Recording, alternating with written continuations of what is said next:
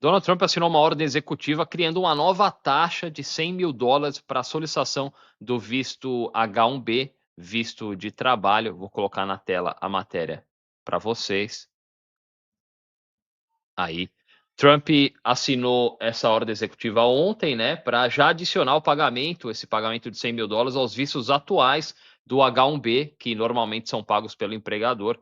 Ele disse que precisamos de trabalhadores, precisamos de ótimos trabalhadores, isso praticamente garante que isso vai acontecer, disse o Trump.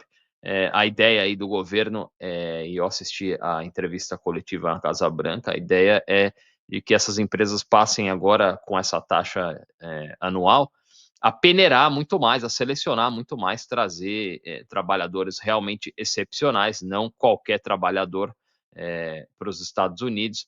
O secretário do Comércio, o Howard Lutnick, disse que a nova taxa impedirá que as empresas treinem trabalhadores estrangeiros. Em vez disso, as incentivará a contratar americanos, uma nova frente na repressão à imigração do governo Trump. É isso, né? Ao invés da empresa trazer um cara que às vezes é a mão de obra mais barata do que a de um americano, ele vem para os Estados Unidos e é treinado aqui para aprender o trabalho, ele pode a empresa poderia teoricamente fazer a mesma coisa com um trabalhador americano, né? Então tem certa lógica aí. Vamos continuar aqui. O Lutnick disse: parem de trazer pessoas para roubar nossos empregos. Essa é a nossa política aqui. Todas as grandes empresas estão a bordo. Conversamos com elas sobre o cartão ouro e sobre isso também. A política poderia desencorajar bastante trabalhadores estrangeiros nos Estados Unidos, cobrando um valor exorbitante para que pudessem trabalhar legalmente aqui. O visto de trabalho H-1B é destinado a empregadores que buscam contratar talentos internacionais para cargos especializados, especialmente na indústria de tecnologia, que sejam legalmente admitidos nos Estados Unidos, mas não sejam residentes permanentes legais, né, que não tenham o green card. Normalmente, esses vistos são válidos por 3 anos, mas podem ser prorrogados por até 6 anos. Tá aí a notícia. É, Bom, esses vistos H-1B são uma das razões pelas quais os Estados Unidos ainda são uma superpotência tecnológica, né? Os estudantes americanos, é um fato, estão chocantemente atrasados em matemática, em ciências, e a cada geração parece que eles vão ficando cada vez mais para trás, né? E o que acaba dando razão ao Donald Trump e também o Departamento de Educação Federal foi dissolvido, né? O Donald Trump devolveu a responsabilidade no gerenciamento da educação para cada estado e, enfim. Por outro lado, existe sim um abuso, uma exploração da mão de obra desse tipo de trabalhador H1B, né, especialmente os indianos.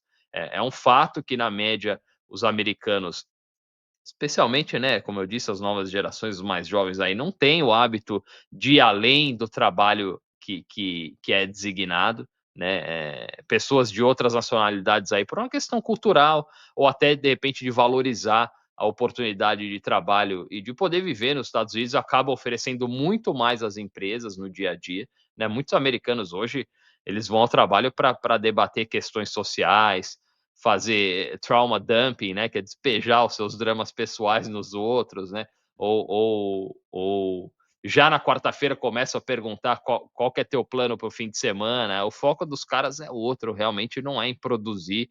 E, enfim, a gente vai ter que esperar para ver as consequências dessa ordem executiva, né? Essa taxa anual de US$ 100.000 por visto pode acabar desencorajando a contratação de estrangeiros mesmo, né, favorecendo trabalhadores americanos, mas também pode impactar o setor de tecnologia aí, que depende dessa mão de obra, né? Especialmente companhias aí como Amazon, Google, e essas pessoas, às vezes, como eu disse, nem são tão talentosas assim, mas têm a capacidade de fazer um trabalho melhor que o americano médio, mesmo com um currículo semelhante aí, e claro, por um salário menor, né? A gente pode, por conta disso, ver uma desaceleração na inovação aqui nos Estados Unidos.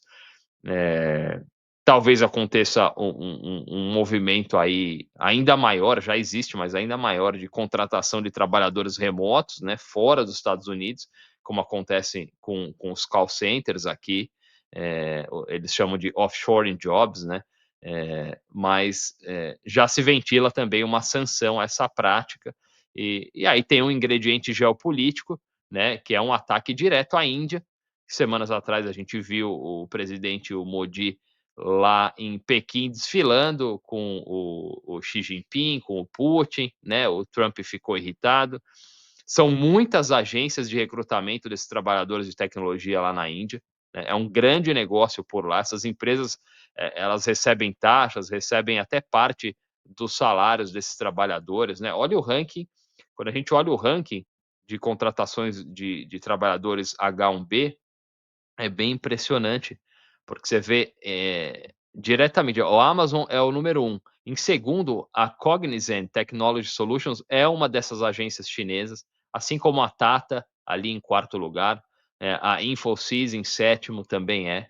Então, olha só, essas agências chinesas estão entre tem 3 aí, no top 10, das empresas que mais contratam trabalhadores H1B. Então você vê o tamanho do negócio, como elas ganham dinheiro nas costas desses trabalhadores indianos que no fim das contas não se importam, eles querem chegar, querem vir para a América trabalhar, né. Mas, tem muita gente também questionando como as Big Techs receberam essa notícia, o Lutnick, né, disse que houve conversas e tal, que elas estão alinhadas aí, eu não tenho dúvida, não tenho dúvida de que essas empresas estão alinhadas, senão essa ordem executiva nem seria assinada. A gente lembra que o Elon Musk, no começo do ano, entrou em rota de colisão com Steve Bannon, né, e com a base trampista no X, ali nas redes sociais, por defender a emissão de mais vistos H1B, né. As empresas do Elon Musk se beneficiam dessa mão de obra mais qualificada e mais barata, mas, como eu disse, eu não tenho dúvida que essas empresas estão aí alinhadas com o Trump, porque a gente no fim das contas, a gente está na era da inteligência artificial agora, esquece, né? Muitos americanos aí que estão comemorando essa decisão. A verdade é que muitas dessas funções aí já estão sendo substituídas por softwares, por máquinas aí, inteligência artificial, e esse processo é cada vez mais acelerado.